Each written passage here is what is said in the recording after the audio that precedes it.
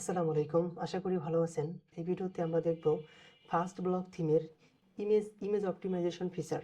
শুধু image optimisation ফিচারই না, পাশাপাশি এখানে আরও একটা টুইস্ট আছে। সেটা হচ্ছে কীরকম, সাপোজ আমরা কোনো একটা ব্লগ পোস্টের মধ্যে যে ইমেজ ইউজ করব, সেই ব্লগ পোস্টে যে ইমেজের মধ্যে সেই ব্লগ পোস্টের টাইটেল এবং মেটা ডিসক্রিপশন অটো সেই ইমেজের মধ্যে বসে যাবে।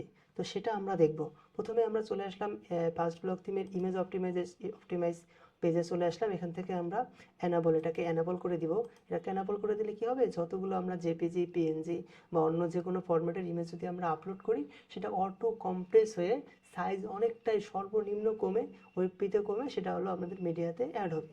তো এরপরে আমরা দেখব হচ্ছে এটা পোস্ট করলে সেখানে কিভাবে মেটা ডিসক্রিপশন এবং অল্টার টেক্সট ইমেজের মধ্যে বসে। তো আমরা সেই ফিচারটা দেখব এবং এখান থেকে আমরা এখন ইমেজ অ্যাড করব এবং দেখব ইমেজ অ্যাড করলে সেই ইমেজটা কম্প্রেস হয় কিনা এবং সেই ইমেজের মধ্যে অল্টার টেক্সট এবং মেটা ডিসক্রিপশন এইটা পাই কিনা।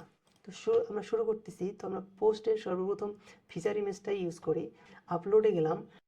সাপোজ এই যে স্ক্রিনশট, এই ইমেজটাকে আমরা ফিচার ইমেজ হিসেবে অ্যাড করতে চাচ্ছি। এই ইমেজটা দেখতে পাচ্ছেন 855 কেবির একটা ইমেজ। তো এটাকে আমি ডাবল ক্লিক করলে সেটা এখানে চলে আসবে। তো আমরা দেখতেছি এটার সাইজ কমে গেছে, 855 ছিল, সেটা কম্প্রেস করে সেটা 35 কেবি করে দিছে। এটা কিন্তু করে দিল আপনার ইমেজ কম্প্রেসর, সেই ইমেজ কম্প্রেসর যেটা আছে, ইমেজ অপটিমাইজার ফাস্ট ব্লক থিমে, সেই ফিচারটার মাধ্যমে আমরা ইমেজের সাইজটাকে কম্প্রেস করে ফেললাম। তো এটা আমরা এখানে সেট ফিচার ইমেজ হিসেবে সেট করলাম। পাশাপাশি আমি চাচ্ছি যে এই পোস্ট কন্টেন্টের মাঝেও একটা ইমেজ অ্যাড করব, দেখব সেটাও কম্প্রেস হয় কিনা এবং এটার মধ্যেও অল্টার টেক্সট এবং মেটা ডিসক্রিপশন বসে কিনা।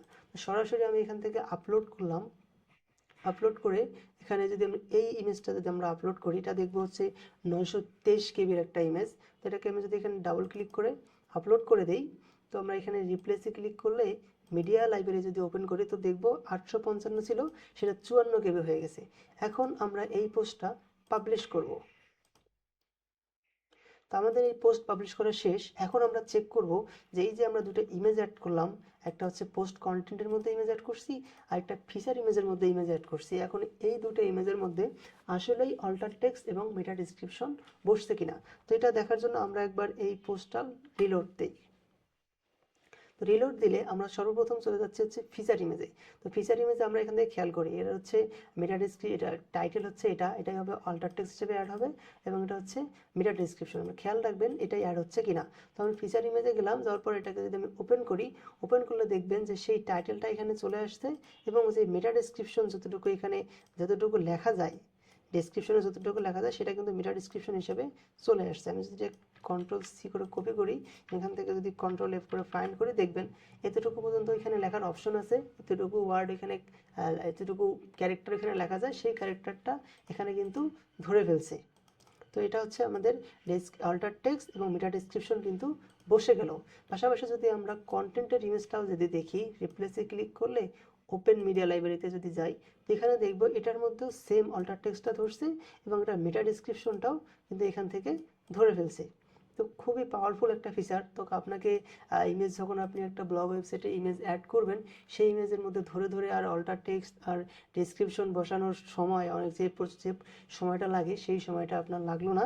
ফাস্ট ব্লক থিম ইউজ করলে আপনি খুব সহজেই, আপনাকে কিচ্ছু করতে হবে না, আপনি জাস্ট থিম ইউজ করতেছেন। এখন ইচ্ছা মতো আপনি ইমেজ অ্যাড করেন, যেই পোস্টে যেই ইমেজ ইউজ করবেন সেই পোস্টের মেটা ডিসক্রিপশন অল্টার টেক্সট সেই ইমেজের মধ্যে অটো ধরে নেবে এবং সেই ইমেজটা অটোমেটিক্যালি কম্প্রেস হয়ে যাবে। একদম আপনার কাজকে অনেকটাই সহজ এবং আপনার সময় অনেক বাঁচাবে এই দুটা ফিচার।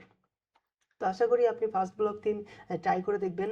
এই থিমটা মূলত অনেক সুপার ফাস্ট একটা থিম। আপনার ব্লগ ওয়েবসাইট এত ফাস্ট আপনি আগে কখনো দেখবেন না যে একটা ব্লগ ওয়েবসাইট এত ফাস্ট হয়। জাস্ট ওয়েবসাইটে আসলেন, কোনো একটা পোস্টে ক্লিক করলেন, অন্য একটা পোস্টে সুইচ করলেন, ইনস্ট্যান্টলি সেটা লোড নিচ্ছে, ইনস্ট্যান্টলি সেটা চলে আসছে এবং পেজ রিলোড নিবে না, এত ফাস্ট সেটা চলে আসবে। এভাবেই আপনি একটা আপনার স্বপ্নের ব্লগ ওয়েবসাইট বা অ্যাফিলিয়েট ওয়েবসাইট ডেভেলপ করতে পারেন এবং আপনার ব্লগিং জার্নি বা অ্যাফিলিয়েট জার্নি শুরু করতে পারেন। ঠিক আছে, দেখা হবে অন্য কোনো ভিডিওতে নতুন কোনো টপিক নিয়ে। ভালো থাকবেন। আল্লাহ হাফেজ।